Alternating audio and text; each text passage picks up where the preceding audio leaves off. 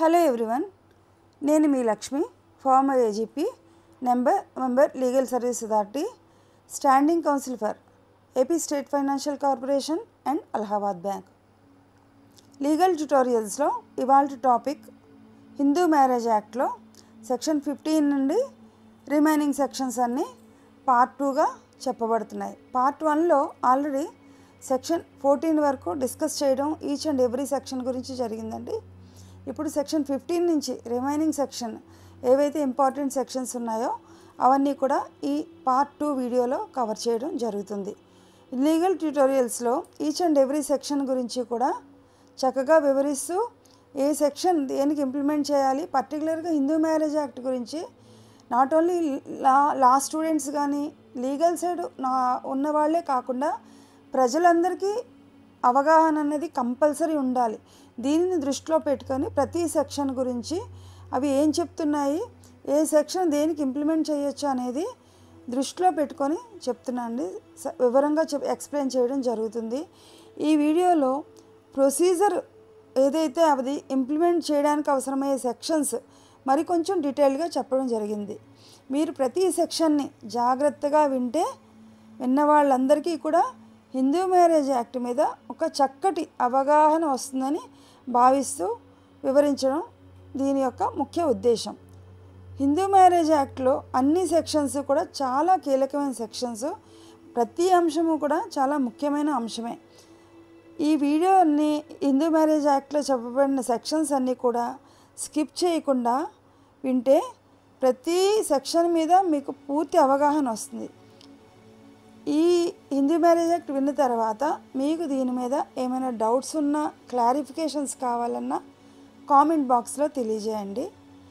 ఈ వీడియోని లైక్ చేయండి, షేర్ చేయండి, సబ్స్క్రైబ్ చేసి ఎంకరేజ్ చేయండి. సబ్స్క్రైబ్ చేస్తే నేను పెట్టే ప్రతి వీడియో కూడా మీకు నోటిఫికేషన్ రూపంలో వస్తుందని తెలియజేస్తాను.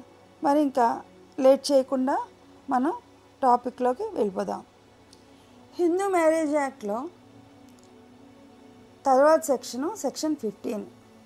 సెక్షన్ 15 ఏం చెప్తుందంటే విడాకులు తీసుకున్న వ్యక్తులు పునర్వివాహం గురించి వ్యవహరిస్తుంది. అంటే విడాకులు తీసుకున్న ఎవరైతే భార్యాభర్తలు ఉన్నారో వాళ్ళ యొక్క రీమ్యారేజెస్ గురించి ఇది వివరిస్తుంది. మరియు సవరణ ద్వారా గణనీయంగా చాలా ఎక్స్ట్రీమ్స్లో చేంజ్ చేయబడింది అమెండ్మెంట్ ద్వారా. అసలు నిబంధనలో మెయిన్ సెక్షన్లో పునర్వివాహానికి ముందు 1 సంవత్సరం వేచి ఉండే కాలం ఉండేది. కానీ 1976 సవరణ తర్వాత దీనిని తొలగించి విడాకుల డిక్రీ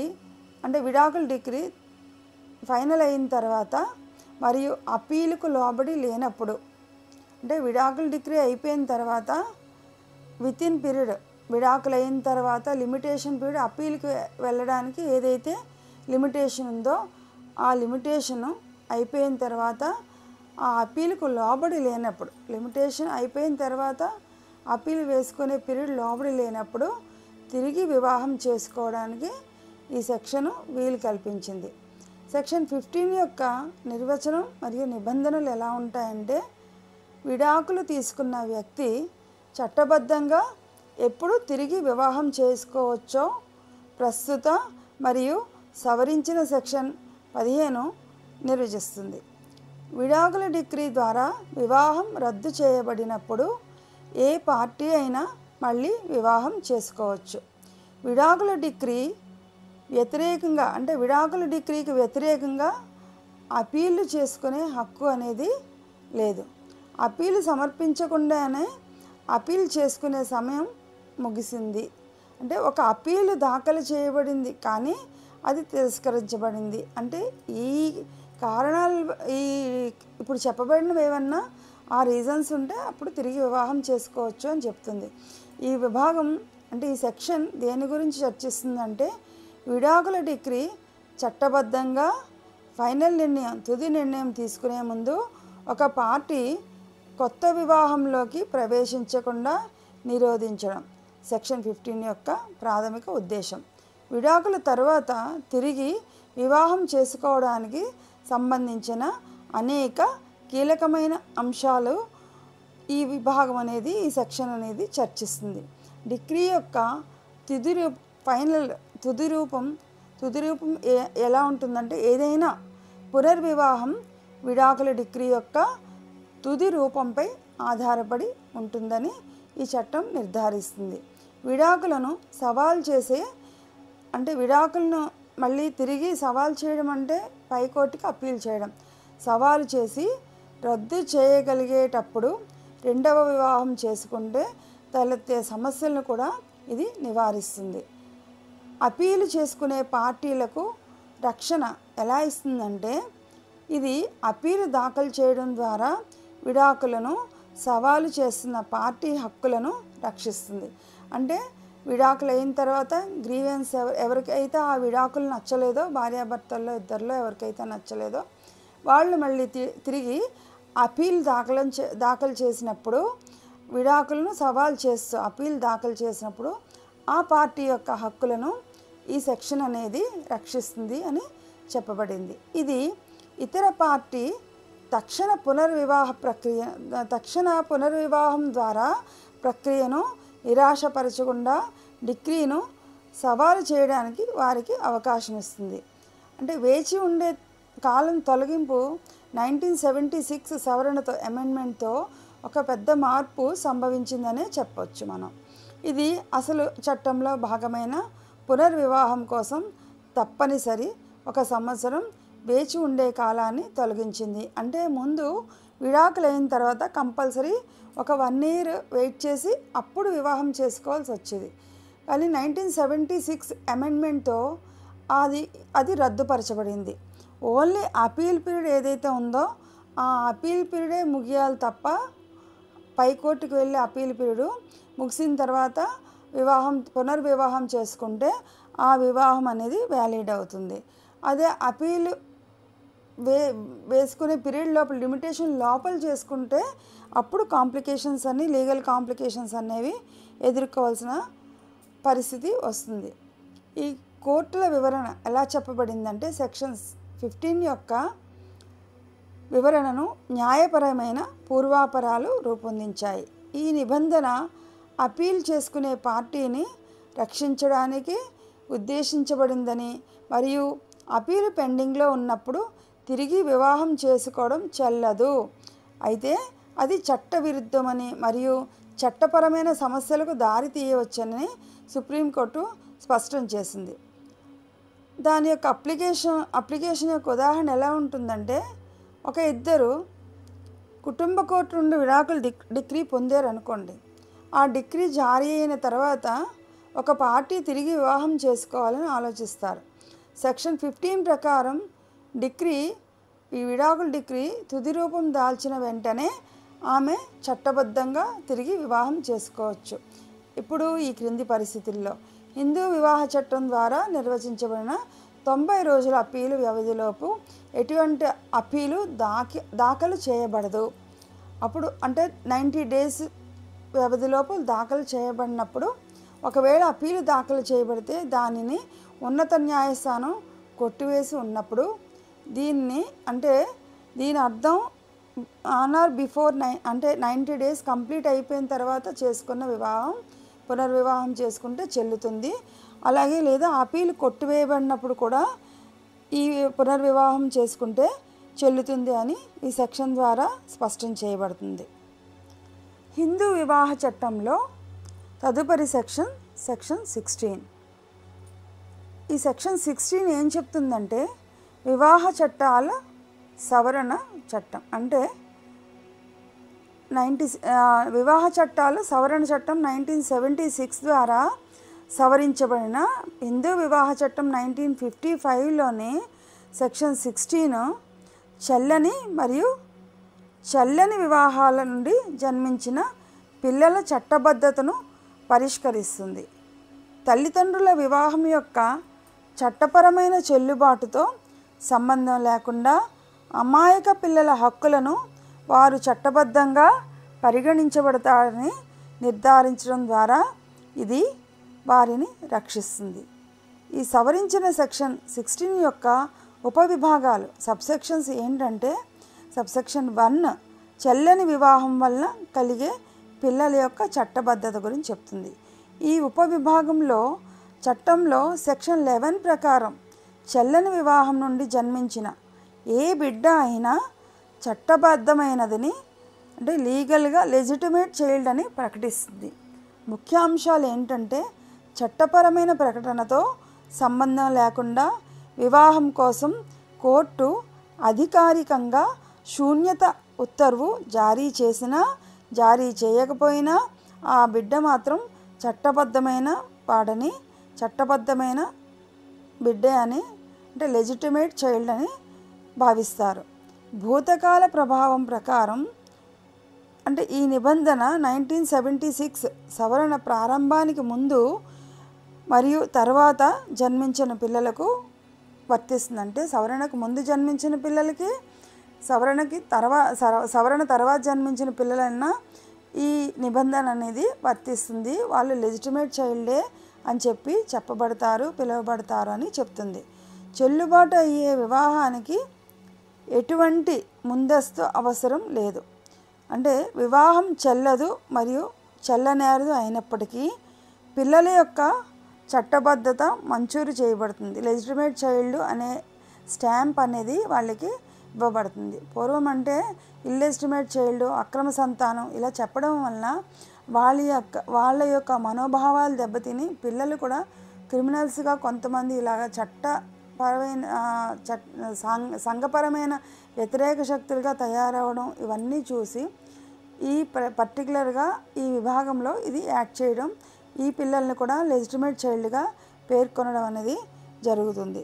సెక్షన్ 12 కింద చెల్లని వివాహానికి కోర్టు రద్దు డిగ్రీని మంజూరు చేస్తే ఈ డిగ్రీకి డైవర్స్ డిగ్రీకి ముందు గర్భం దాల్చిన ఏ బిడ్డ అయినా చట్టబద్ధంగానే పరిగణిస్తారని ఈ ఉపవిభాగం అనేది పేర్కొంటుంది.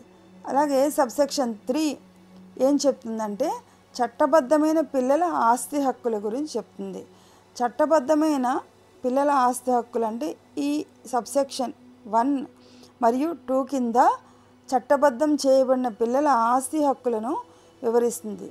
అటువంటి ఇల్లెజిటిమేట్ పిల్లలకు ఇల్లెజిటిమేట్ చైల్డ్ అని పిలవడానికే లేదు, వాళ్ళు లెజిటిమేట్ చైల్డ్గానే పరిగణించాలి అన్నది ఈ సెక్షన్ యొక్క ముఖ్య ఉద్దేశం. అటువంటి పిల్లలకు వారి తల్లిదండ్రుల్లో ఆస్తిలో హక్కులు ఉంటాయి, కానీ మరే ఇతర వ్యక్తి ఆస్తిలోని కాదు. ఈ పిల్లలు పూర్వీకుల ఉమ్మడి ఆస్తి అంటే పూర్వీకుల ఉమ్మడి కుటుంబ ఆస్తిలో వారి తల్లిదండ్రులకు వాటాకు అర్హులని మరియు అంటే ముఖ్యంగా వారి తల్లిదండ్రుల ఊహాత్మక విభజనలో పొందే వాటాకు అర్హులని 2023లో సుప్రీంకోర్టు స్పష్టం చేసింది. ఈ సుప్రీంకోర్టు ఈ స్పష్టత ఎలా ఇచ్చిందంటే తల్లిదండ్రుల ఆస్తిలోని కూడా వాటా వస్తుంది, అలాగే కుటుంబ ఆస్తిలో కూడా వాటాకి ఈ పిల్లలు అర్హులని చెప్పి స్పష్టంగా చెప్పబడింది. హిందూ వివాహ చట్టంలో తదుపరి సెక్షన్ 17. హిందూ మ్యారేజ్ యాక్ట్ 1955లోని సెక్షన్ 17 ఏం చెప్తుందంటే వివార్యాత్వానికి శిక్షను గురించి వివరిస్తుంది. అంటే దీనికి ఉపవిభాగాలు మాత్రం లేవు, కానీ నేరాన్ని పరిష్కరించడానికి భారత శిక్షా స్మృతి ఐపీసీలోని అంటే ప్రజెంట్ బిఎన్ఎస్ యాక్ట్ 494 ఈ ప్రజెంట్ సెక్షన్ 82 మరియు 495 సెక్షన్లను కలిగి ఉంటుంది. సెక్షన్ 17 యొక్క నిర్వచనం మరియు పరిధి తర్వాత ఈ చట్టం అమలులోకి వచ్చిన నిర్వచనం పరిధి చెల్లని వివాహం చట్టం అమలులోకి వచ్చిన తర్వాత ఇద్దరు హిందువుల మధ్య జరిగే ఏదైనా వివాహ సమయంలో ఇరు పక్షాలలో ఎవరికైనా జీవించి ఉన్న జీవిత భాగస్వామి ఉంటే అది ఆ వివాహం చెల్లదని ప్రకటించబడుతుంది. అంటే క్లియర్గా ఈ సెక్షన్ ఏం చెప్తుందంటే జీవిత భాగస్వామి ఇద్దరిలో ఎవరి యొక్క జీవిత భాగస్వామి జీవించి ఉన్నప్పుడు ఆ వివాహం రద్దు కాని పక్షంలో రెండవ వివాహం చేసుకుంటే ఆ వివాహం చెల్లదు అని ప్రకటించబడుతుంది. ఐపీసీ విలీనం ఎలా ఉంటుందంటే ఐపీసీలో సెక్షన్ 494 మరియు 495లోని నిబంధనలు ప్రజెంట్ బిఎన్ఎస్ యాక్ట్లో సెక్షన్ 82 ప్రకారం అటువంటి చెల్లని వివాహాలకు ఇవి వర్తిస్తాయి. ఈ సెక్షన్స్ అన్నవి చెల్లని వివాహాలకు వర్తిస్తాయని ఈ విభాగం ఈ సెక్షన్ పేర్కొంది. దీని అర్థం ద్విభార్యాత్వం అంటే సెకండ్ మ్యారేజ్లో చేసుకున్న లైఫ్ పార్ట్నర్ ఆ నేరం ఏదైతే ఉందో ఈ ఐపీసీ కింద నేరంగా పరిగణించబడుతుంది. కానీ హిందువులకు హిందూ వివాహ చట్టం కింద ప్రత్యేకంగా ప్రస్తావించబడింది. ఏకపత్ని వ్రతం అంటే హిందూ వివాహ చట్టంలో సెక్షన్ 5(1) ప్రకారం ఏకపత్ని వ్రతం అవసరాన్ని సెక్షన్ 17 బలోపేతం అంటే స్ట్రాంగ్ చేస్తుంది. ఇది వివాహం జరిగే సమయంలో ఏ పక్షానికి జీవిత భాగస్వామి ఉండకూడదు అని స్పష్టంగా పేర్కొంది. భారత శిక్షా స్మృతి ఐపీసీ కింద నిబంధనలు ఇప్పుడు బిఎన్ఎస్ యాక్ట్లో ఐపీసీ ఇప్పుడు ప్రెజెంట్ ఉన్న బిఎన్ఎస్ యాక్ట్లో ఉన్న నిబంధనలు ఏవైతే ఉన్నాయో హిందూ వివాహ చట్టంలో సెక్షన్ 17 ఐపీసీని హిందూ వివాహ చట్టంలోని సెక్షన్ 17 ఐపీసీని సూచిస్తుంది. కాబట్టి ఈ వర్తించే విభాగాలను అర్థం చేసుకోవడం చాలా చాలా ముఖ్యం. సెక్షన్ 494 ఆర్ సెక్షన్ 494 అంటే ఇప్పుడు అందరికీ అర్థమవుతుంది కాబట్టి ఐపీసీ సెక్షన్ అంటే ప్రతి ఒక్కరికి అర్థమవుతుంది. బిఎన్ఎస్ యాక్ట్ అన్నది ఐపీసీ సెక్షన్ ప్లేస్లో బిఎన్ఎస్ యాక్ట్ అనేది వచ్చింది. ప్రజెంట్ బిఎన్ఎస్ యాక్ట్ ప్రకారం భర్త లేదా భార్య జీవితకాలంలోనే మళ్ళీ వివాహం చేసుకోవడం గురించి అంటే దానివల్ల వచ్చే కష్ట నష్టాల గురించి రిపర్కషన్స్ గురించి వివరిస్తుంది. ఈ సెక్షన్ ద్విభార్యత్వం యొక్క ప్రధాన నేరాన్ని పరిష్కరిస్తుంది మరియు ఈ క్రింది సందర్భాల్లో ఇది వర్తిస్తుంది. ఒక వ్యక్తికి భర్త లేదా భార్య నివసించి ఉన్నప్పుడు అంటే బ్రతికి ఉన్నప్పుడు ఆ వ్యక్తి మళ్ళీ పెళ్లి చేసుకుంటాడు. మొదటి జీవిత భాగస్వామి జీవితకాలంలో జరిగినందున అంటే మొదటి జీవిత భాగస్వామి ఎవరైతే ఉన్నారో ఎదర్ వైఫ్ ఆర్ హస్బెండ్ వాళ్ళు జీవితకాలంలో లివింగ్లో అంటే బ్రతికి ఉన్న కాలంలో ఈ వివాహం జరిగినందున రెండవ వివాహం చెల్లదని పరిగణించబడుతుంది. ఈ నేరానికి శిక్షగా 7 సంవత్సరాల వరకు జైలు శిక్ష మరియు జరిమానా కూడా విధించవచ్చు. సెక్షన్ 495 ఐపీసీ మునుపటి వివాహం దాచడం అంటే వివాహం చేసుకుంటున్న వ్యక్తి తన మునుపటి వివాహం గురించి తరువాత వివాహం చేసుకుంటున్న వ్యక్తి దగ్గర దాచిపెడితే ఈ సెక్షన్ వర్తిస్తుంది. దీనికి శిక్ష 10 సంవత్సరాల వరకు జైలు శిక్ష మరియు జరిమానా ఉంటాయి. ఇదే సెక్షన్స్ని 494, 495 ఐపీసీని కొత్తగా వచ్చిన బిఎన్ఎస్ యాక్ట్లో 82, 83గా చెప్పబడింది. ముఖ్యమైన చట్టపరమైన సవరణలు మరియు పరిశీలనలు ఎలా ఉంటాయంటే రెండవ వివాహం యొక్క చెల్లుబాటు సెక్షన్ 17 ప్రకారం ఒక వ్యక్తి ద్విభార్యత్వానికి పాల్పడాలంటే రెండవ వివాహం చట్టబద్ధంగా చెల్లుబాటు కాకపోయినా వేడుకలు మరియు ఆచారాలు పరంగా చెల్లుబాటు అయ్యేదిగా అయి ఉండాలి. చెల్లని వివాహం వల్ల కలిగే పిల్లలు అది చెల్లదు. హిందూ వివాహ చట్టంలోని సెక్షన్ 16 అటువంటి వివాహాల వల్ల జన్మించిన పిల్లల చట్టబద్ధత గురించి నిర్ధారిస్తుంది. వారికి కూడా కొన్ని హక్కులను ఇస్తుంది. ఎందుకంటే పిల్లలు పుట్టిన పిల్లలు తప్పు లేదు కాబట్టి. అయితే ఇది వారి తల్లిదండ్రులకు తప్ప మరెవ్వరి ఆస్తిలోని వారికి హక్కులను ఇవ్వదు. అంటే కుటుంబ ఆస్తి జాయింట్ ప్రాపర్టీస్ పూర్వీకుల ఆస్తిలో ఈ చట్టబద్ధంగా చల్లని వివాహాల వల్ల పుట్టిన పిల్లలు ఎవరికైతే ఉన్నారో వాళ్ళకి ఆ ఆస్తిలో హక్కుల్ని మాత్రం ఇవ్వదు అని చెప్పబడింది. మత మార్పిడి మరియు ద్విభార్యత్వం అంటే వాటి గురించి ఏ విధంగా చెప్తున్నారంటే ఈ మత మార్పిడి చేసుకోవడం అనేది ఆ విధంగా తీసుకునే డైవర్స్ అన్నది వేరు.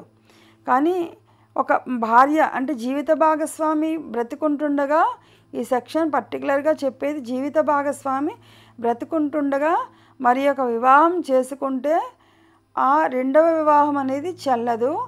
ఆ పుట్టిన పిల్లలు తల్లిదండ్రుల ఆస్తిలో మాత్రమే వాటాని కలిగి ఉంటారు తప్ప పూర్వీకుల ఆస్తిలో వాటాని ఎట్టి పరిస్థితుల్లోని వాటా హక్కును కలిగి ఉండరు అని స్పష్టం చేస్తుంది.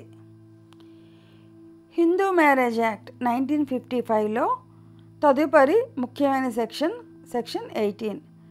సెక్షన్ 18లో సెక్షన్ 5లో పేర్కొన్న కొన్ని షరతులను ఉల్లంఘించి వివాహం చేసుకున్నందుకు శిక్ష గురించి వ్యవహరిస్తుంది.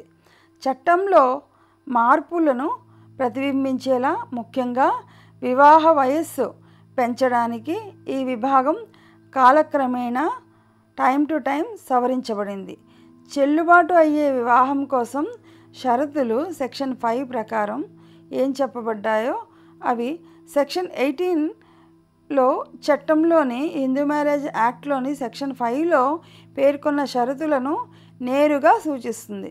సెక్షన్ 18 ప్రకారం శిక్షార్హమైన ఉల్లంఘన నిర్దిష్ట పరిస్థితులు ఎలా ఉంటాయంటే, వివాహ వయస్సు సెక్షన్ 5(3) ప్రకారం వరుడికి 21 సంవత్సరాలు మరియు వధువుకి 18 సంవత్సరాలు నిండి ఉండాలి.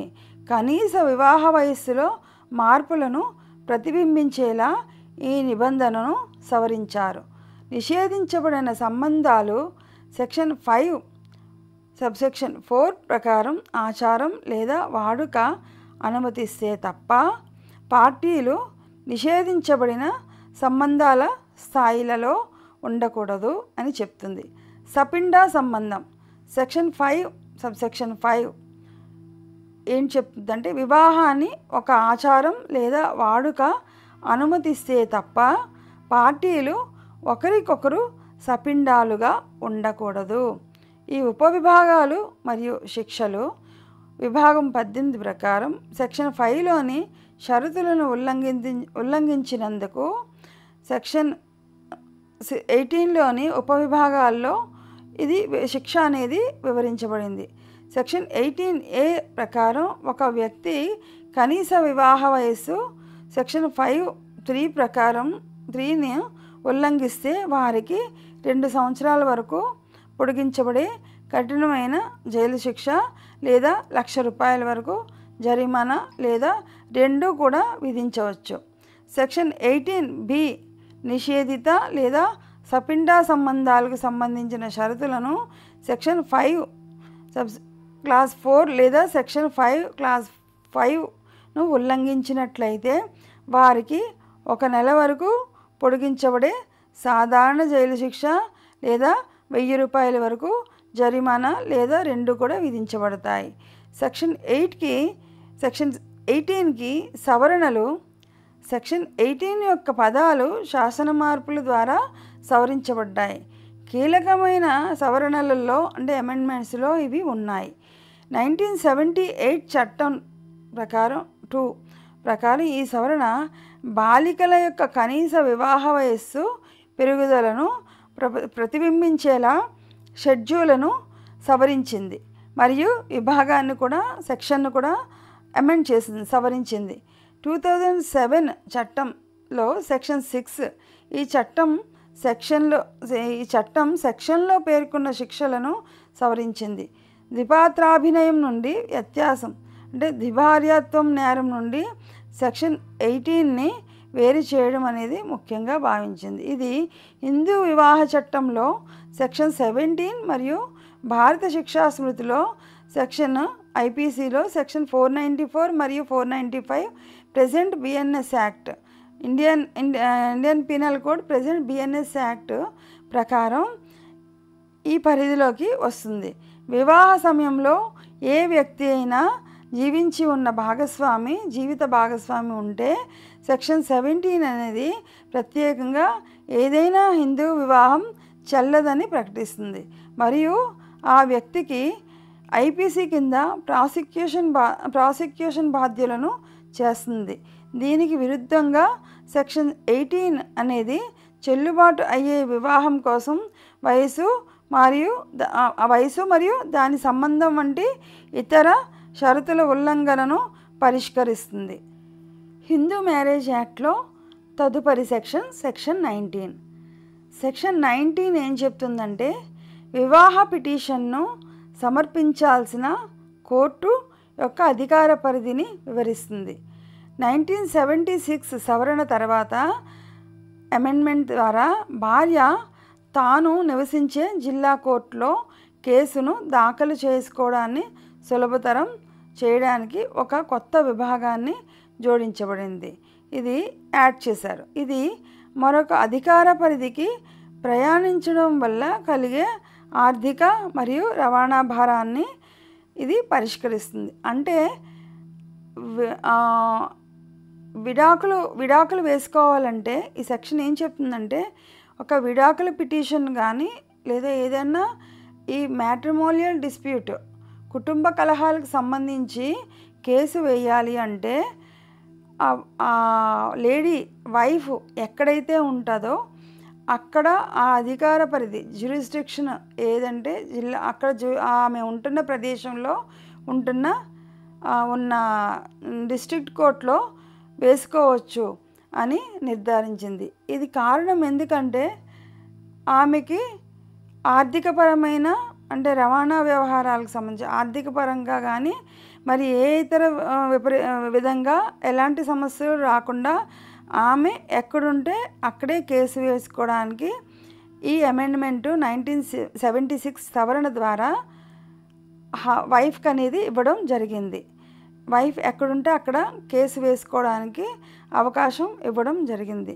ఇది మరొక అధికార పరిధికి ప్రయాణించడం వల్ల మెయిన్ ఏంటంటే వేరే దగ్గర వేయడం వల్ల ఆమెకి ఆర్థికంగా శారీరకంగా కలిగే నష్టాలని అటువంటి భారం పడకుండా ఇది పరిష్కరించే నిమిత్తమే ఇది అమెండ్ చేయబడింది. ప్రజాదరణ పొందిన నమ్మకానికి విరుద్ధంగా విడాకులు మరియు ఇతర ఉపశమనాలకు గల కారణాలు చట్టంలో వివిధ విభాగాల కింద ఉన్నాయి. ప్రధానంగా సెక్షన్ 13 విడాకులు మరియు సెక్షన్ 10 న్యాయ విభజన, సెక్షన్ 19 పిటిషన్ను సమర్పించాల్సిన కోర్టు. ఈ విభాగం చట్టం కింద వివాహ ఉపశమనం కోసం పిటిషన్ను దాఖలు చేయవలసిన నిర్దిష్ట జిల్లా కోర్టు అంటే ఎక్కడ ఏ జిల్లా కోర్టు అనేది ఇది వివరిస్తుంది. సెక్షన్ 19 ఏం చెప్తుందంటే ఈ సెక్షన్ 19 కింద చట్టంలో పిటిషన్ దాఖలు చేయడానికి ఆమోదయోగ్యమైన ప్రదేశాలను గురించి వివరిస్తుంది. వాటిలో వివాహం ఎక్కడ జరిగింది, ప్రతివాది ఎక్కడ నివసిస్తున్నారు, లేదా జంట చివరిసారిగా కలిసి నివసించిన ప్రదేశం, లేదా పిటిషనర్ భార్య అయితే ప్రస్తుతం ఆమె ఎక్కడ నివసిస్తున్నారు. ఈ ప్రదేశాల్లో మాత్రం అంటే లాస్ట్ ప్లేస్ ఆఫ్ రెసిడెన్స్ వాళ్ళు లాస్ట్లో కాపురం చేసిన ప్రదేశంలో కానీ వివాహం జరిగిన ప్రదేశంలో కానీ లేదా ప్రతివాది ఎక్కడ నివసిస్తున్నారో ఆ ప్రదేశంలో అన్న వేయచ్చు. లేదంటే భార్య ఎక్కడైతే ఆమె ఎక్కడైతే ఉంటున్నారో ఆ ప్రదేశంలోనన్నా కేసు వేసుకోవచ్చు, ఆ పరిధిలో జిల్లా కోర్టు పరిధిలో వేసుకోవచ్చు అని ఈ సెక్షను స్పష్టంగా చెప్పబడింది. హిందూ మ్యారేజ్ యాక్ట్లో తదుపరి సెక్షన్ 20. ఈ సెక్షన్ 20 దేని గురించి వ్యవహరిస్తుంది అంటే పిటిషన్లలో విషయాలు మరియు ధృవీకరణ.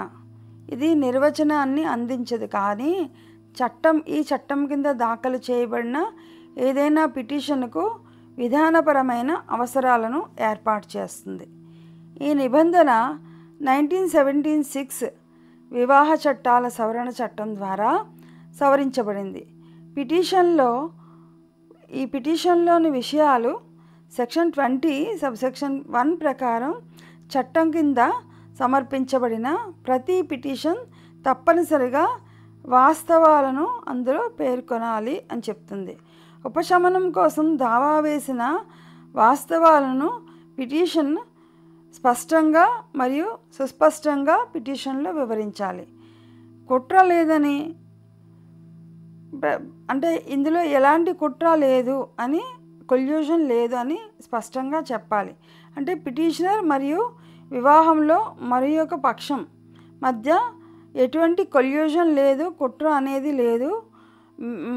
ఇది స్వతహాగానే నార్మల్ కండిషన్లోని ఇద్దరి మధ్య గొడవలిచ్చి విడిపోతున్నారే తప్ప ఇద్దరు ఏదో ఆశించి ఒక కుట్ర పన్ని విడాకులు వేస్తున్నారు అనేది అక్కడ రాకూడదని స్పష్టంగా చెప్తుంది.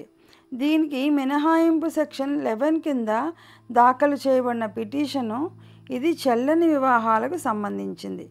పిటిషన్ యొక్క ధృవీకరణ ఎలా ఉండాలంటే సెక్షన్ 20 సబ్సెక్షన్ 2 ప్రకారం పిటిషన్ను ఈ క్రింది విధంగా ధృవీకరించాలి.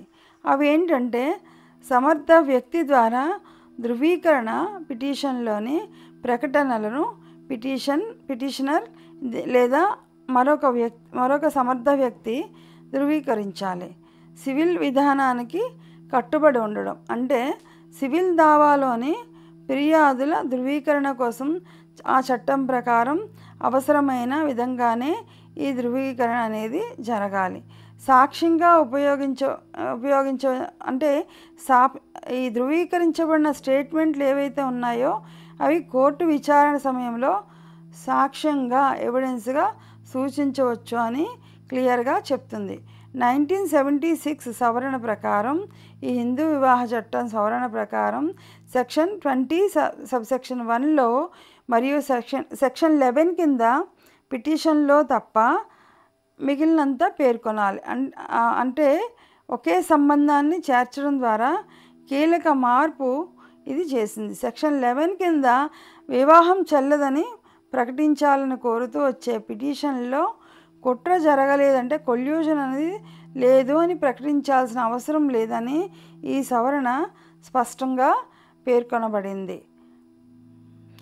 హిందూ వివాహ చట్టంలో తదుపరి ముఖ్యమైన సెక్షన్ 21.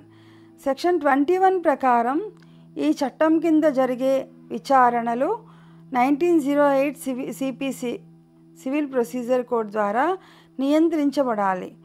ఇది విడాకులు, న్యాయపరమైన విభజన మరియు వివాహ రద్దు వంటి అన్ని వివాహ విషయాలకు స్థిరమైన విధానపరమైన చట్టాన్ని అందిస్తుంది. సెక్షన్ 21 యొక్క నిర్వచనం మరియు పరిధి ఎలా ఉంటుందంటే వివాహ కేసుల్లో ఏకరూపత మరియు న్యాయాన్ని కొనసాగించడానికి సివిల్ కోర్టు విధానాలను వర్తింపజేయాలని ఈ విభాగం నిర్దేశిస్తుంది. అన్ని చర్యలు సివిల్ ప్రొసీజర్ కోడ్ సిపిసిని అనుసరించాలి అని ఇది నిర్దేశిస్తుంది. హిందూ వివాహ చట్టంలో ఒక నిర్దిష్టమైన ప్రధానమైన నిబంధన ఇది అని చెప్పబడింది. అటువంటి చర్యలను నియంత్రించడానికి సంబంధిత హైకోర్టు నిర్దిష్ట నియమాలను రూపొందించింది. ఈ క్రింద అంశాలను చూస్తే సంబంధిత నిబంధనలు, సవరణలు సెక్షన్ 21 ద్వారా నియంత్రించబడే కోర్టు విధానాలకు సంబంధించిన కొత్త విభాగాలను ప్రవేశపెట్టాయి. వీటిలో ఈ క్రింది ఉన్నాయి. అవి ఏంటంటే సెక్షన్ 21A పిటిషన్లను బదిలీ చేసే అధికారం. 1976 సవరణ తర్వాత హిందూ మ్యారేజ్ యాక్ట్ 1976 అమెండ్మెంట్ తర్వాత ఇది జోడించబడింది. ఈ విభాగం భార్యాభర్తలిద్దరూ వేర్వేరు జిల్లా కోర్టుల్లో న్యాయపరమైన విడిపోవడం లేదా విడాకుల కోసం పిటిషన్లను దాఖలు చేసే కేసులను ఇది పరిష్కరిస్తుంది. తరువాతి పిటిషన్ను మునుపటి దాఖలు చేసిన కోర్టుకు బదిలీ చేయడానికి మరియు ఇద్దరిని కలిపి రెండు పిటిషన్స్ కలిపి విచారించడానికి ఈ సెక్షన్ అన్నది స్పష్టం చేస్తుంది. ఈ సెక్షన్లో స్పష్టం చేస్తుంది. ఈ సెక్షన్ 21B ఏం చెప్తుందంటే విచారణలను ప్రత్యేక నిబంధనలు 1976లో కూడా చేర్చబడిన ఈ విభాగం కేసుల తర్వాత పరిష్కారంపై దృష్టి పెడుతుంది. సాధ్యమైనంత వరకు రోజువారీగా విచారణలు నిర్వహించాలని మరియు విచారణలు మరియు అప్పీళ్ల ముగింపు లక్ష్య అప్పీల ముగింపు లక్ష్య గడువులను నిర్దేశిస్తుంది.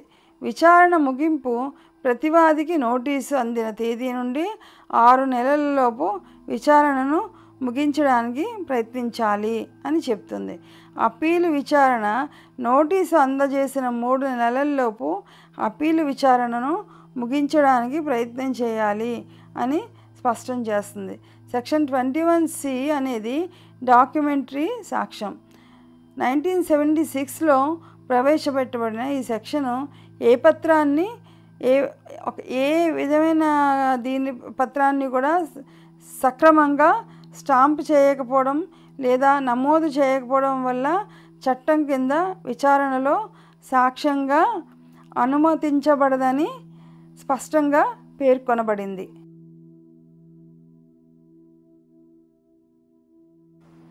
హిందూ వివాహ చట్టంలో తదుపరి సెక్షన్ 22. సెక్షన్ 22 హిందూ వివాహ చట్టం ఏం చెప్తుందంటే, కోర్టు కార్యకలాపాల గోప్యతను పరిరక్షిస్తుంది అని చెప్తుంది. అంటే అవి ఇన్ కెమెరా లేదా ప్రైవేట్గా నిర్వహించబడాలని ఇది ఈ సెక్షన్ 22 ప్రకారం ఇది నిర్దేశిస్తుంది. ఏదైతే కోర్టు ప్రక్రియ భార్యాభర్తలకు సంబంధించి ఏవైతే తగువులు ఉన్నాయో, ఏవైతే డిస్ప్యూట్స్ ఉన్నాయో, మ్యాట్రిమోనియల్ డిస్ప్యూట్స్, అవి హిందూ వివాహ చట్టంలో సెక్షన్ 22 ప్రకారం సీక్రెట్గా ప్రైవేట్గా ఇన్ కెమెరా ప్రొసీడింగ్స్ నిర్వహించబడాలని ఈ సెక్షన్ ద్వారా నిర్దేశించబడింది. ఇది 1955 నాటి అమలు చట్టంలో భాగం కాదు.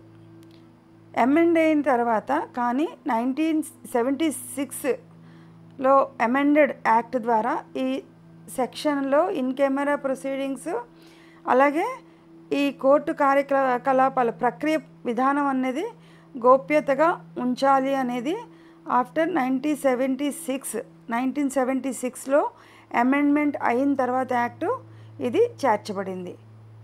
దీని యొక్క నిర్వచనం మరియు పరిధి ఏంటంటే, ఈ విభాగం వివాహ విధానాల్లో చిక్కుకున్న వ్యక్తుల గోప్యతను నిర్ధారిస్తుంది మరియు సున్నితమైన విషయాలను బహిరంగంగా కాకుండా ప్రైవేట్గా బహిరంగంగా రాకుండా అవి బహిరంగం కాకుండా ఇది నిరోధిస్తుంది. అంటే ఈ ప్రైవేటు ప్రక్రియలు తప్పనిసరి చేయడం ఎందుకంటే ఈ విడాకులు న్యాయపరమైన విభజన మరియు వివాహం చెల్లకపోవడం వంటి చట్టం కింద అన్ని ప్రక్రియలు మూసివేసిన గదిలో లేదా ఇన్ కెమెరాలో నిర్వహించబడతాయి. ఈ సెక్షన్ ప్రకారం ఈ ప్రచురణను నిషేధించడం అంటే ఈ చర్యలకు సంబంధించి ఈ వివాహ డిస్ప్యూట్స్కి సంబంధించిన ప్రక్రియ విధానం ఏదైతే ఉందో అది ఆ సమాచారాన్ని ముద్రించడం లేదా ప్రచురించడం అనేది చట్టవిరుద్ధం అని పేర్కొనబడింది. ఇందులో పార్టీల పేర్లు మరియు కేసు వివరాలు ఉంటాయి. పరిమిత మినహాయింపులను అనుమతించడం అనేది కూడా ఉంటుంది. అంటే పరిమిత మినహాయింపులని అనుమతించడం ఏంటంటే హైకోర్టు లేదా సుప్రీంకోర్టు తుది తీర్పును ప్రచురించడం మాత్రమే మినహాయింపు. అంటే ఈ జిల్లా కోర్టు వరకు జిల్లా కోర్టులో ఫ్యామిలీ కోర్టులోని ఏవైతే ఈ ఫ్యామిలీ కోర్టు డిస్ప్యూట్స్కి సంబంధించి ఈ ప్రక్రియ విధానం ఏదైతే ఉందో ఆ విధానం ముద్రించబడడానికి అనుమతించబడదు. కానీ హైకోర్టులోని ఇవే కేసులకు సంబంధించిన జడ్జిమెంటు బయట వెలువరించినప్పుడు అలాగే సుప్రీంకోర్టు జడ్జిమెంట్స్కి ఇది అనుమతించబడుతుంది. ఈ కండిషన్ అనేది మినహాయింపు జరిగి ఈ వివరాలు అనేది ఈ గోప్యత అన్నది మినహాయించబడి ఆ జడ్జిమెంట్స్ పైకి రావడానికి అనుమతించబడడం అనేది చాలా ఇంపార్టెంట్ ఇష్యూ. అలాగే హైకోర్టు లేదా సుప్రీంకోర్టు యొక్క తుది తీర్పును ప్రచురించడం మాత్రమే మినహాయింపు. హైకోర్టు ఇచ్చిన తీర్పు కానీ లేదా సుప్రీంకోర్టు ఇచ్చిన తీర్పు కానీ అవి మాత్రం ప్రచురణ చేసుకోవడానికి పర్మిషన్ అనేది ఉంటుంది. మరియు కోర్టు యొక్క ముందస్తు అనుమతి మంజూరు చేస్తేనే ఇది జరుగుతుంది. కోర్టు కంపల్సరీ ముందస్తుగా అనుమతి అనేది ఇవి ముద్రించడానికి ప్రచురించడానికి అనుమతిని అనేది మంజూరు చేయాలని స్పష్టం చేస్తుంది. జరిమానా విధించడం అనేది కూడా ఉంటుంది. మంజూరు చేస్తేనే ఈ ప్రచురణ జరగాలి అనేది ఏదైతే చెప్పబడిందో అవి 1976లో సవరణ తర్వాత 1976 వివాహ చట్టాల సవరణ చట్టం ప్రకారం 1976 వివాహ చట్టాల సవరణ ఏదైతే జరిగిందో ఆ చట్టం ప్రకారం ఆ చట్టం ద్వారా హిందూ వివాహ చట్టంలో సెక్షన్ 22 అనేది చేర్చబడింది. పర్టికులర్గా ఈ పర్పస్ మీద ఇది వివాహ చట్టాలకు అనేకమైన సంస్కరణలను చేసింది. 1976 సవరణ ద్వారా ప్రవేశపెట్టబడిన కీలకమైన అతి ముఖ్యమైన మార్పులు అసలు చట్టం ఆమోదించబడినప్పటి నుండి స్పష్టంగా కనిపించిన సమస్యలను పరిష్కరించాయి.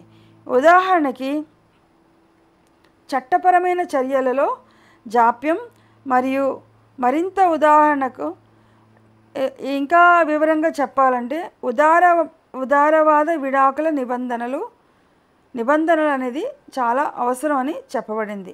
సెక్షన్ 22ని చేర్చడం ద్వారా వివాహ వివాదాల్లో చిక్కుకున్న వ్యక్తుల గోప్యత మరియు గౌరవాన్ని కాపాడడానికి ప్రజల పరిశీలన మరియు సంభావ్య సామాజిక కళంకాన్ని తగ్గించడం ద్వారా నిజాయితీ గల సాక్ష్యాలను ప్రోత్సహించడానికి ఈ సవరణ అనేది బాగా పనికొస్తుంది, అలాగే ప్రయత్నించింది కూడా. ఈ చట్టం కింద జరిగే ప్రతి చర్య హిందూ ఫ్యామిలీ కోర్ట్ యాక్ట్లో ఈ చట్టం కింద జరిగే ప్రతి చర్య రహస్యంగా నిర్వహించబడుతుంది మరియు హైకోర్టు లేదా సుప్రీంకోర్టు తీర్పును ముందస్తు అనుమతితో ముద్రించడం లేదా ప్రచురించడం తప్ప అటువంటి చర్యకు సంబంధించి ఏ విషయాన్ని అయినా ముద్రించడం లేదా ప్రచురించడం ఏ వ్యక్తికి చట్టబద్ధం కాదు అని ఇది ఈ సెక్షన్ స్పష్టం చేస్తుంది.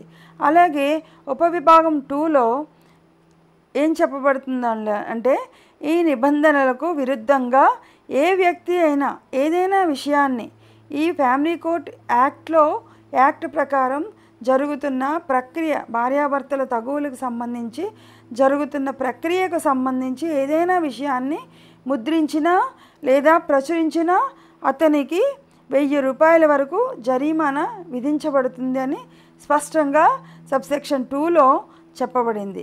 హిందూ వివాహ చట్టంలో ఈ విభాగం ప్రకారం విడాకులు, విడిపోవడం, వివాహ రద్దు మరియు ఇతర సంబంధిత విషయాలతో సహా హిందూ వివాహాలకు సంబంధించిన అన్ని ప్రక్రియలు ఇన్ కెమెరాలో నిర్వహించబడాలి. అంటే ఈ ప్రక్రియలు ప్రజల దృష్టికి దూరంగా, ప్రైవేట్గా, సీక్రసీగా జరగాలి అని స్పష్టంగా చెప్తుంది. హైకోర్టు లేదా సుప్రీంకోర్టు తుది తీర్పులు తప్ప ఈ ప్రక్రియలకు సంబంధించి ఏదైనా సమాచారాన్ని ముద్రించడం లేదా ప్రచురించడాన్ని ఈ చట్టం హిందూ వివాహ చట్టం అనేది నిషేధిస్తుంది అని స్పష్టం చేస్తుంది. వీటిని కోర్టు ముందస్తు అనుమతితో మాత్రమే ప్రచురించాలి అనేది, కోర్టు పర్మిషన్ కంపల్సరీ ఉండాలి అనేది స్పష్టం చేస్తుంది. ఉదాహరణకి చెప్పాలంటే ఒక ఫ్యామిలీ డిస్ప్యూట్లో ఒక భార్యాభర్తలు విడాకులు తీసుకుంటున్నారనుకుందాం అనుకుంటే సెక్షన్ 22 ప్రకారం ఈ కేసును విచారించే కోర్టు ప్రజలకు అందుబాటులో ఉండదు. హైకోర్టు లేదా సుప్రీంకోర్టు తీర్పు వెలువరించే వరకు మరియు కోర్టు అనుమతిస్తే తప్ప పార్టీల పేర్లు లేదా విచారణ వివరాలను మీడియా నివేదించకూడదు అని స్పష్టంగా చెప్తుంది. సాధారణ ప్రశ్నలకు మరియు సమాధానాలు ఎలా ఉంటాయంటే హిందూ వివాహ ప్రక్రియలు ఇన్ కెమెరాగా ఎందుకు నిర్వహించబడతాయి అని ఒక క్వశ్చన్ ఎరైజ్ అయితే ఈ పాల్గొన్న పార్టీలు ఎవరైతే ఉన్నారో వారి యొక్క గోప్యతను కాపాడడానికి మరియు వారి ప్రతిష్టకు హాని కలిగించే లేదా మరింత మానసిక క్షోభకు కారణమయ్యే అనవసరమైన ప్రజా పరిశీలనను నిరోధించడానికి ఈ గోప్యత ఇన్ కెమెరా ప్రొసీడింగ్స్ అనేవి నిర్వహించబడతాయి అని చెప్పబడింది. ఒక జర్నలిస్టు హిందూ వివాహ కేసును నివేదించవచ్చా అంటే ప్రచురించవచ్చా అన్న ప్రశ్న ఉద్భవించినప్పుడు, అటువంటి పరిస్థితుల్లో వచ్చినప్పుడు, అటువంటి క్వశ్చన్ ఎరైజ్ అయినప్పుడు ఎట్టి పరిస్థితుల్లో ఒక జర్నలిస్టు వివాహ కేసుకుని సంబంధించి కోర్టు అనుమతిస్తే తప్ప హిందూ వివాహ కేసుని నివేదించలేరు, అంటే ప్రచురించలేరు. అయినప్పటికీ తుది తీర్పును మాత్రమే, అంటే ఫైనల్ డెసిషన్ ఏదైతే ఉందో దానిని మాత్రమే నివేదించవచ్చు అని స్పష్టం చేస్తుంది. ఎవరైనా సెక్షన్ 22ని ఉల్లంఘిస్తే ఏమి జరుగుతుంది అనే ప్రశ్న ఉద్భవించినప్పుడు అనుమతి లేకుండా హిందూ వివాహ కేసును గురించిన సమాచారాన్ని ముద్రించినా లేదా ప్రచురించినా ఆ వ్యక్తికి 1000 రూపాయల వరకు జరిమానాని విధించే అవకాశము ఉంది అని చెప్పి స్పష్టంగా ఈ సెక్షన్లో చెప్పబడింది. హిందూ వివాహ చట్టంలోని సెక్షన్ 22 అనేది వివాహ వివాదాల్లో చిక్కుకున్న వ్యక్తుల గోప్యత మరియు గౌరవాన్ని కాపాడడంలో కీలక పాత్రను, చాలా ఇంపార్టెంట్ రోల్ పోషిస్తుంది. ఈ చట్టం కింద జరిగే అన్ని ప్రక్రియల్లో ఇన్ కెమెరా ప్రొసీడింగ్స్ అంటే ప్రైవేట్గా నిర్వహించాలని తప్పనిసరి చేయడం ద్వారా మరియు కోర్టు అనుమతి లేకుండా ఏవైనా వివరాలను ప్రచురించడాన్ని పరిమితం చేయడం ద్వారా సున్నితమైన వ్యక్తిగత విషయాలు ప్రజల పరిశీలనకు లేదా మీడియా సంచలనాత్మకతకు గురి కాకుండా ఈ నిబంధన అనేది సెక్షన్ 22 అనేది రిస్ట్రిక్ట్ చేస్తుంది, నిర్ధారిస్తుంది అని చెప్పబడింది. ఈ గోప్యత పార్టీల భావోద్వేగ శ్రేయస్సును కాపాడుతుంది, అలాగే నిజాయితీ గల సాక్ష్యాన్ని ప్రోత్సహిస్తుంది మరియు కుటుంబ కార్యకలాపాల పవిత్రతకు ఎటువంటి భంగము కలగకుండా కాపాడుతుంది. ఈ సెక్షన్ యొక్క ఉల్లంఘనలు చట్టపరమైన పరిణామాలకు దారితీయవచ్చు. అంటే వివాహ వ్యాజ్యంలో ప్రక్రియలో కుటుంబ తగాదాల విషయంలో విచక్షణ యొక్క ప్రాముఖ్యతను, ఈ నాణ్యతను ఈ సెక్షన్ అనేది నొక్కి చెబుతుంది. ఈ సెక్షన్ 22 అనేది పర్టికులర్గా ఒక కుటుంబము గురించి ఎవరూ కూడా విపరీత ధోరణిలో మాట్లాడకుండా ఉండడాన్ని ఇది రిస్ట్రిక్ట్ చేస్తుంది అని స్పష్టం చేస్తుంది. హిందూ వివాహ చట్టం 1955లోని తదుపరి ముఖ్యమైన సెక్షన్ 23. సెక్షన్ 23 ఏం చెప్తుందంటే వివాహ ప్రక్రియలలో డిక్రీ జారీ చేసి కోర్టు అధికారాన్ని వివరిస్తుంది. అంటే వివాహ ప్రక్రియల్లో డిక్రీని జారీ చేసే కోర్టుల యొక్క అధికారం ఏంటి అనేది ఇది స్పష్టంగా వివరిస్తుంది. మరియు కోర్టు ఉపశమనం మంజూరు చేయడానికి ముందు పాటించాల్సిన షరతులను కూడా ఈ సెక్షన్ 23 అనేది స్పష్టంగా వివరిస్తుంది. ఇది సవరించిన చట్టం, అమెండెడ్ యాక్ట్ ఏదైతే ఉందో దాని యొక్క నిర్వచనం కాదు, కానీ కాలక్రమేణా సవరణలకు లోబడి ఉన్న హిందూ వివాహ చట్టం యొక్క కేంద్ర భాగం. ముఖ్యంగా 1976 వివాహ చట్టాల సవరణ చట్టం ద్వారా సెక్షన్ 23లో కీలకమైన నిబంధనలు, విడాకులు, న్యాయపరమైన విభజన లేదా దాంపత్య హక్కుల పునరుద్ధరణ కేసులలో ఉపశమనం మంజూరు చేసే ముందు అంటే అవి మంజూరు చేసే ముందు కోర్టు సంతృప్తి చెందాల్సిన సూత్రాలు మరియు షరతులను ఈ విభాగం నిర్దేశిస్తుంది. అలాగే ఉపశమనం మంజూరు చేయడానికి షరతులు ఏ విధంగా ఉంటాయి అంటే సెక్షన్ 23లో ఈ షరతులు సబ్సెక్షన్ 1 ప్రకారం పిటిషనరు తప్పు చేయకూడదు. అంటే ఉపశమనం కోరుతున్న పిటిషనరు డిక్రీని కోరే ఉద్దేశంతో వారి స్వంత తప్పు లేదా వైకల్యంను ఉపయోగించకూడదు అని స్పష్టంగా చెప్తుంది. క్షమాపణ అనేది అటువంటి పరిస్థితుల్లో ఉండదు. అంటే పిటిషనర్ వ్యభిచారం లేదా క్రూరత్వం వంటి వైవాహిక నేరం ఆధారంగా ఉంటే ఈ యొక్క డైవర్స్ పిటిషన్ అనేది అడల్టరీ లేదా క్రూరత్వం అనేది అటువంటివి ఏవైనా వివరాలు అంటే అటువంటి పాయింట్స్ మీద వైవాహిక నేరం ఆధారంగా ఉంటే పిటిషనర్ ఫిర్యాదు చేసిన చర్యలను ఉండకూడదు లేదా క్షమించి ఉండకూడదు అని ఉచిత సమ్మతి పరస్పర అంగీకారం ద్వారా విడాకులు తీసుకున్న సందర్భాలలో కోర్టు సమ్మతిని బలవంతంగా లేదా మోసంగా లేదా అనవసరమైన ప్రభావం ద్వారా పొందలేరని నిర్ధారించుకోవాలి. అంటే 13B కింద మ్యూచువల్ కన్సెంట్ ప్రకారం డైవర్స్ తీసుకున్న సందర్భాల్లో కోర్టుని మోసం చేసి ఏవైతే విషయాలు ఉన్నాయో అవి దాచివేసి కొల్యూషన్తో ఆ వివాహ రద్దు డిగ్రీని తీసుకొని ఉండకూడదు, పొందలేరని నిర్ధారించుకోవాలని స్పష్టంగా చెప్తుంది. అలాగే కుట్ర అనేది ఉండకూడదు. అంటే పిటిషన్ను ఇతర పక్షంతో కలిసి సమర్పించకూడదు. అంటే పిటిషనర్ రెస్పాండెంట్ ఇద్దరు కొల్యూడ్ అయ్యి ఏదో ఒక పర్టికులర్ పర్పస్ కోసం ఆ కోర్టులోని ఈ వివాహానికి సంబంధించిన ఏవైతే కేసులు ఉన్నాయో అవి వేయకూడదు అని చెప్పి స్పష్టంగా చెప్తుంది. అలాగే అక్రమ జాప్యం ఉండకూడదు. విచారణను ప్రారంభించడంలో అనవసరమైన లేదా అక్రమ జాప్యం అంటే ఈ ప్రొసీడింగ్స్ వివాహ తగువులకు సంబంధించి కోర్టులోని ఈ కేసును ప్రారంభించడానికి కానీ ప్రక్రియను ముందుకు జరపడానికి కానీ జాప్యం అంటే ఆలస్యం, లేట్, డిలే అనేది ఉండకూడదు. ఇంటెన్షనల్గా డిలే అనేది ఉండకూడదు అని స్పష్టంగా చెప్తుంది. విచారణను ప్రారంభించడంలో అనవసరమైన లేదా అక్రమమైన జాప్యం, లేట్ అనేది ఉండకూడదు.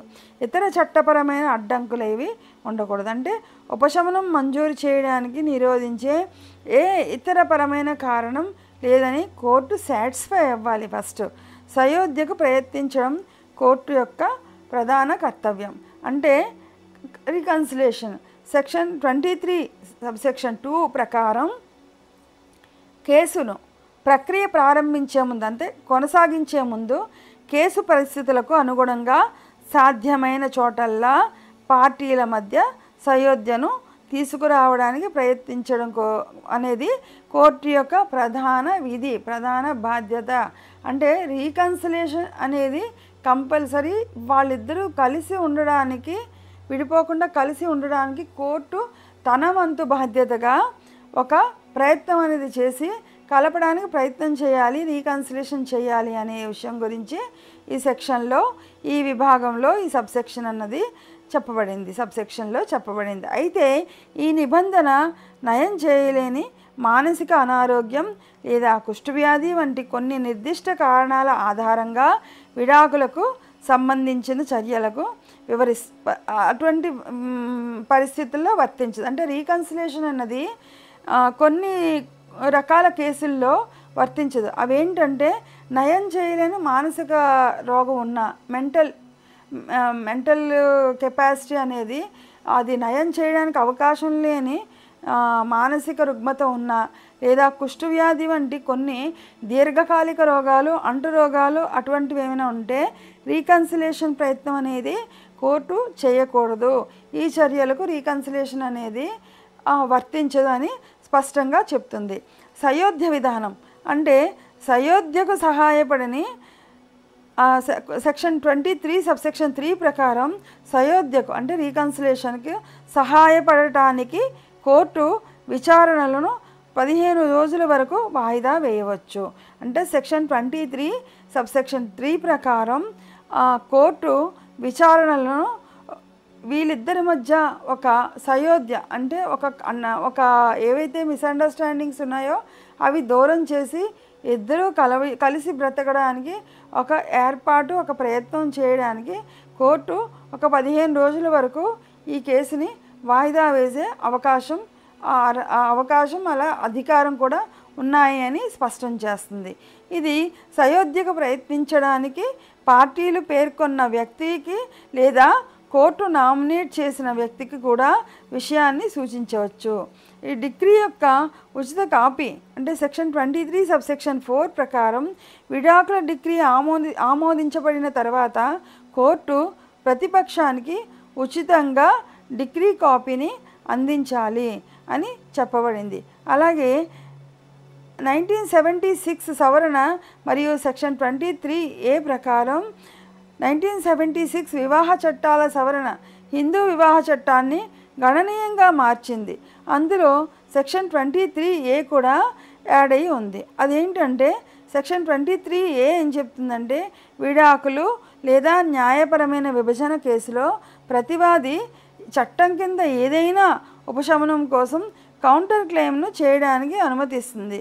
అంటే సెక్షన్ 23A ప్రకారం ఈ పార్టీలో ఎవరైనా అంటే పిటిషనరు కానీ రెస్పాండెంట్ కానీ వాళ్ళ తాలూకా అలిగేషన్స్ని బట్టి సెక్షన్ 23 విడాకులు లేదా న్యాయపరమైన విభజన ఈ కేసుల్లో ప్రతివాదికి పిటిషనర్ వేసిన కేసులో ప్రతివాదికి రెస్పాండెంట్కి ఈ చట్టం కింద ఉపశమనం కోసం ఏదైనా ఉపశమనం కోసం అంటే ఆ వ్యక్తి ప్రతివాది ఎవరైతే ఉన్నారో అతను లేదా ఆమె కౌంటర్ క్లెయిమ్ చేయడానికి ఈ సెక్షన్ అనేది అనుమతిస్తుంది. వేరేగా సపరేట్గా వేరే కేసు వేసుకోక్కర్లేదు.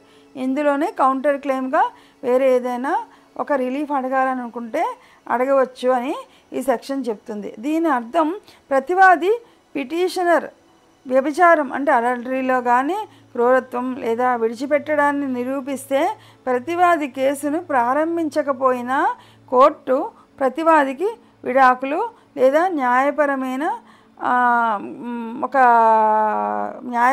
విభజన కోసం డిక్రీని మంజూరు చేయడం అనేది జరుగుతుంది. హిందూ వివాహ చట్టం 1955లోని సెక్షన్ 23A ప్రకారం విడాకులు మరియు ఇతర చర్యల్లో ప్రతివాదికి ఉపశమనం ఏ విధంగా ఉంటుందంటే విడాకులు లేదా న్యాయపరమైన విభజన లేదా దాంపత్య హక్కుల పునరుద్ధరణ కోసం ఏదైనా విచారణలో ప్రతివాది పిటిషనర్ వ్యభిచారం అంటే అడల్టరీ లైఫ్లో కానీ లేదా క్రూరత్వం కానీ క్రుయాలిటీ లేదా విడిచిపెట్టడం ఆధారంగా కోరిన ఉపశమనాన్ని వ్యతిరేకించడమే కాకుండా ఆ కారణంతో ఈ చట్టం కింద ఏదైనా ఉపశమనం కోసం రెస్పాండెంట్ కూడా ఒక వాదనని చేయవచ్చు అని చెప్తుంది. మరియు పిటిషనర్ వ్యభిచారం క్రూరత్వం లేదా విడిచిపెట్టడం అంటే అడల్టరీలో ఉన్నా లేదా దీనిలో క్రుయాలిటీలో ఉన్నా లేదా క్రుయాలిటీ ప్రూవ్ అయినా లేదా డిజర్షన్ తనంతట తానుగా విడిచిపెట్టడం అనేది నిరూపించబడితే కోర్టు ప్రతివాదికి ఈ చట్టం కింద ఏదైనా ఉపశమనం అనేది ఇవ్వవచ్చు అని చెప్పబడుతుంది.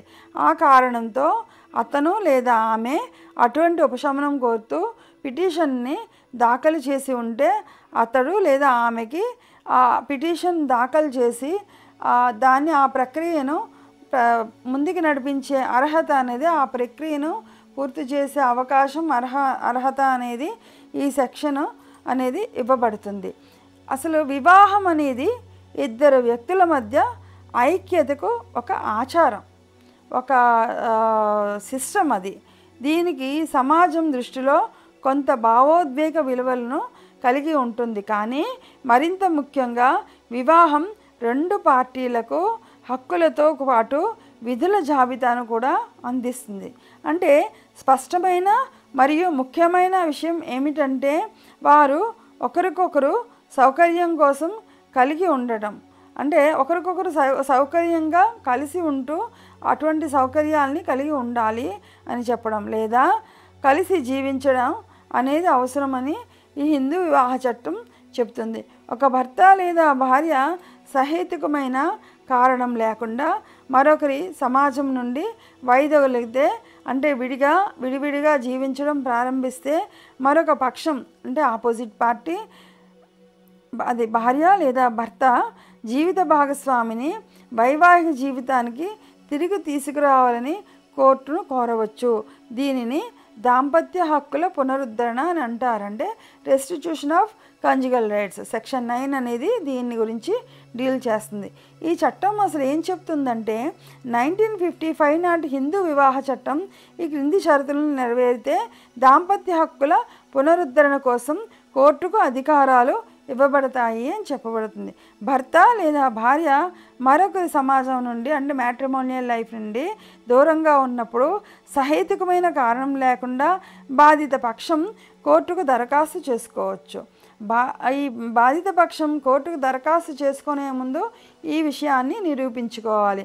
దాంపత్య హక్కుల పునరుద్ధరణ లేదా వైవాహిక హక్కుల పునరుద్ధరణ కోసం అంటే రెస్టిట్యూషన్ ఆఫ్ కంజుగల్ రైట్ కోసం సెక్షన్ 9 ప్రకారం అంటే భార్య లేదా భర్తను తిరిగి వైవాహిక జీవితంలోకి పంపించమని కోర్టు ద్వారా అడగడం దీని యొక్క ముఖ్య ఉద్దేశం.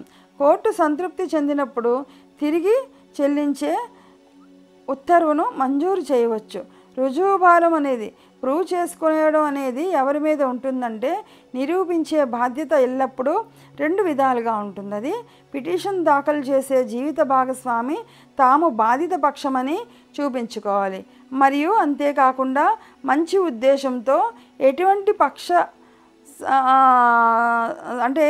పక్ష సహవాసాన్ని అంటే ఇల్లీగల్గా ఉన్న ఒక ఆలోచనలతో ఇది వేయలేదు, సదుద్దేశంతోనే నేను బాధితుల్ని అని చెప్పే ఈ కేసు వేయబడిందని నిరూపించుకోవాల్సిన బాధ్యత పిటిషనర్ మీదే ఉంటుంది. అలాంటి కుటుంబ చట్ట కేసులలో తలెత్తే తదుపరి మరియు అతి ముఖ్యమైన ప్రశ్న ఏంటంటే అవతల వ్యక్తి విడిగా జీవించడానికి హేతుబద్ధమైన కారణం ఉందా లేదా అనేది. చట్టం ప్రకారం అవతల జీవిత భాగస్వామి సమాజం నుండి వైదొలగడానికి వారికి సహేతుకమైన కారణం ఉందని నిరూపించడం విడిగా నివసిస్తున్న వ్యక్తి యొక్క విధి లేదా బాధ్యత. అంటే ఎవరైతే విడిగా నివసిస్తున్నారో వాళ్ళు ఆ విధంగా సెపరేట్ అయ్యి జీవించడానికి సరైన కారణం ఉంది, నేను ఈ మ్యాట్రిమోనియల్ లైఫ్ వదిలి వెళ్ళిపోవడానికని సరైన కారణం ఉంది అని నిరూపించుకోవాల్సిన బాధ్యత వారిపైనే ఉంటుంది అని చెప్తుంది. సహేతుకత మరియు హేతుబద్ధత అనేవి మన దేశ చట్టాలు పూర్తిగా ఆధారపడే లక్షణాలు మరియు ఈ సూత్రాలు కేవలం ప్రజలను ప్రభావితం చేసే చర్యలకు మాత్రమే పరిమితం కాదు. వ్యక్తిగత చట్టాలు చాలా వరకు హేతుబద్ధత మరియు తర్కానికి లోబడి ఉంటాయి మరియు ప్రతి కేసును పరిస్థితుల యొక్క హేతుబద్ధతను దృష్టిలో ఉంచుకొని భిన్నంగా చూస్తారు. అదే విషయం ఏమిటంటే భార్యాభర్తల మధ్య సంబంధం ఇది ఒక ప్రైవేటు విషయం అయినప్పటికీ బాధిత పక్షం ఉపశమనం అందించడానికి కోర్టు జోక్యం చేసుకోవడానికి తెరిచి ఉంటుంది అని స్పష్టంగా ఇందులో చెప్పబడింది. అలాగే భార్యాభర్తలు ఒకరికొకరు వివాహం చేసుకున్నప్పుడు కలిసి జీవించే వైవాహిక హక్కు ఉల్లంఘన జరిగినప్పుడు మరియు ఒకరి పట్ల ఒకరు బాధ్యతలను నిర్లక్ష్యం చేసే అంశం లేదని నిర్ధారించుకోవడానికి దాంపత్య హక్కుల పునరుద్ధరణను తరచుగా చట్టపరమైన పరిష్కారంగా చూస్తారు అని చెప్పబడింది. హిందూ వివాహ చట్టంలో తదుపరి section 24. Section 24 pendant light maintenance మరియు ప్రొసీడింగ్ ఖర్చులను అందిస్తుంది. అంటే తగినంత స్వతంత్ర ఆదాయం లేని జీవిత భాగస్వామి ఈ చట్టం కింద ఏదైనా కోర్టు విచారణ పెండింగ్లో ఉన్నప్పుడు ఆర్థిక సహాయం మరియు చట్టపరమైన ఖర్చుల కోసం నిధుల కోసం దరఖాస్తు చేసుకోవడానికి ఈ సెక్షన్ అనేది ఈ యాక్ట్లో అనుమతిస్తుంది. 2 పార్టీల ఆదాయాలను పరిగణలోకి తీసుకొని తర్వాత కేసు ముగిసే వరకు పోషణ మరియు వ్యాజ్యం అంటే కేసు యొక్క ఖర్చుల కోసం సహేతుకమైన నెలవారీ మొత్తాన్ని చెల్లించాలని కోర్టు ఇతర జీవిత భాగస్వామిని ఆదేశించవచ్చు అని స్పష్టంగా చెప్తుంది. ఇది దేనితో వ్యవహరిస్తుంది అంటే తాత్కాలిక నిర్వహణ అంటే కేసు కొనసాగుతున్నప్పుడు ఆధారపడి జీవించడానికి నిధులు అవసరమైన జీవిత భాగస్వామికి ఆర్థిక ఉపశమనం కల్పించడం ప్రాథమిక ఉద్దేశం. ఇది ప్రైమరీ ఒపీనియన్ కోర్టు యొక్క ఉద్దేశం ఏంటంటే ఈ యొక్క కోర్టులో కేసు కొనసాగుతున్నప్పుడు ఆధారపడి జీవించడానికి యొక్క జీవిత భాగస్వామి ఎవరైతే ఉన్నారో వాళ్ళకి ఫైనాన్షియల్ కెపాసిటీ లేదు అనేసి వాళ్ళు పిటిషన్ పెట్టుకున్నప్పుడు వారికి తాత్కాలిక ఉపశమనం కల్పించడం అనేదే కోర్టు యొక్క ముఖ్య ఉద్దేశం. దీన్ని తరచుగా మధ్యంతర నిర్వహణ అంటే ఇంటీరియం మెయింటెనెన్స్, ఇంటీరియం ఆర్డర్ అని పిలుస్తారు. వ్యాజ్యం అంటే కేసు యొక్క ఖర్చులు ఏ విధంగా ఉంటాయంటే చట్టపరమైన చర్యలను కొనసాగించడంలో అయ్యే ఖర్చులను తిరిగి చెల్లించడానికి కూడా ఇది వీలు కల్పిస్తుంది. రెండు పార్టీలకు ప్రాతినిధ్యం వహించడానికి న్యాయమైన అవకాశం ఉందని ఇది నిర్ధారిస్తుంది. ముఖ్య అంశాలు ఇందులో ఏంటంటే అప్లికేషన్ అంటే పిటిషన్ ఆర్థిక సహాయం కోసం కోరుతున్న జీవిత భాగస్వామి కోర్టుకు అధికారిక దరఖాస్తు అనేది చేసుకోవాలి, అంటే పిటిషన్ ఫైల్ చేయాలి. కోర్టు విచక్షణ ఎలా ఉంటుందంటే పిటిషనర్ మరియు ప్రతివాది ఇద్దరి యొక్క ఆర్థిక పరిస్థితులను ఆధారంగా నిర్వహణ మరియు ఖర్చులకు సహేతుకమైన మొత్తాన్ని నిర్ణయించడానికి కోర్టుకు విస్తృతమైన మరియు సరళమైన అధికారాలు ఉన్నాయి. వయస్సు లేదా లింగ వివక్షత లేదు. ఇందులో ఈ సెక్షన్ భార్యాభర్తలు ఇద్దరికీ సమానంగా వర్తిస్తుంది. అంటే మిగిలిన చోట భార్యకి పిల్లలకి మాత్రం మెయింటెనెన్స్ అన్నది చెప్పబడింది. ఇక్కడ హిందూ మ్యారేజ్ యాక్ట్లో ఈ సెక్షన్ ప్రకారం భార్య లేదా భర్త ఇద్దరిలో ఎవరైనా సరే ఆర్థిక పరిస్థితి బాగోలేనప్పుడు ఈ పిటిషన్ని ఇంటీరియం మెయింటెనెన్స్ కోరుతూ ఈ పిటిషన్ అనేది వేసుకోవచ్చు అని, ఇద్దరికి లింగ తటస్థత లేకుండా భార్యాభర్తలు ఇద్దరిలో ఎవరైనా వేసుకోవచ్చు అని చెప్తుంది. అలాగే దీని యొక్క పరిధి ఎలా ఉంటుందంటే ఇది చట్టపరమైన చర్యల సమయంలో మధ్యంతర మద్దతు మరియు ఖర్చులకు పరిమితం చేయబడింది మరియు శాశ్వత భరణాన్ని మాత్రం కవర్ చేయదు. ఇది ఓన్లీ ఇంటీరియం మెయింటెనెన్స్ని మాత్రమే కవర్ చేస్తుంది తప్ప శాశ్వత భరణాన్ని ఇది కవర్ చేయదు, ఇవ్వదు అని చెప్పబడింది. ఇది చట్టంలో సెక్షన్ 25 కింద నిర్వహించబడుతుంది. ప్రయోజనం ఏంటంటే జీవిత భాగస్వాముల్లో ఒకరికి ఆర్థిక ఇబ్బందులు ఉన్నప్పుడు చట్టపరమైన ప్రక్రియలో పాల్గొనే వారికి వారి సామర్థ్యానికి ఆటంకం కలిగించకుండా నిరోధించడమే కోర్టు యొక్క ఈ చట్టం యొక్క ప్రధాన లక్ష్యం. ఎవరు దరఖాస్తు చేసుకోవచ్చు అనే విషయానికి వస్తే తమను తాము పోషించుకోవడానికి లేదా చట్టపరమైన చర్యలకు ఖర్చులను భరించడానికి తగినంత స్వతంత్ర ఆదాయం లేకపోతే భార్య లేదా భర్త దరఖాస్తు చేసుకోవచ్చు అని ఈ సెక్షన్ అనేది స్పష్టం చేస్తుంది. ఇది ఎలా పనిచేస్తుందంటే జీవిత భాగస్వామి నిర్వహణ మరియు చట్టపరమైన ఖర్చుల కోసం దరఖాస్తును దాఖలు చేస్తారు అని చెప్పబడుతుంది. కోర్టు ఇద్దరు భార్యాభర్తలు ఆర్థిక పరిస్థితిని చూసి అంచనా వేస్తుంది. అప్పుడు కోర్టు ఇతర జీవిత భాగస్వామికి నెలవారీ మొత్తాన్ని మరియు లేదా విచారణ ఖర్చులను దరఖాస్తుదారునికి చెల్లించాలని ఒక ఆదేశాన్ని జారీ చేస్తుంది. అది సముచితమని సూచిస్తుంది కూడా. ఇది కూడా కోర్టు పూర్వాపరాలను దృష్టిలో పెట్టుకొని చేస్తుంది. ఈ పిటిషన్ని కోర్టు ఫైనలైజ్ చేసేటప్పుడు అవసరమైన ఖర్చులకు తగినంత స్వతంత్ర ఆదాయం లేదని కోర్టుకు అనిపిస్తే భార్య లేదా భర్త దరఖాస్తుపై విచారణ ఖర్చులను పిటిషనర్కు చెల్లించాలని మరియు విచారణ సమయంలో నెలవారీగా పిటిషనర్కు సొంత ఆదాయం మరియు ప్రతివాది ఆదాయాన్ని పరిగణలోకి తీసుకొని కోర్టుకు సహేతుకమైనదిగా అనిపించే మొత్తాన్ని చెల్లించాలని ఆదేశించవచ్చు. అయితే విచారణ ఖర్చుల చెల్లింపు కోసం దరఖాస్తు మరియు విచారణ సమయంలో అటువంటి నెలవారీ మొత్తాన్ని సాధ్యమైనంత వరకు భార్య లేదా భర్తకు నోటీసు అందిన తేదీ నుండి నోటీస్ తీసుకున్న తేదీ నుండి 60 రోజులలోపు ఈ పిటిషన్ని పరిష్కరించాలి అని ఈ సెక్షన్ చెప్తుంది.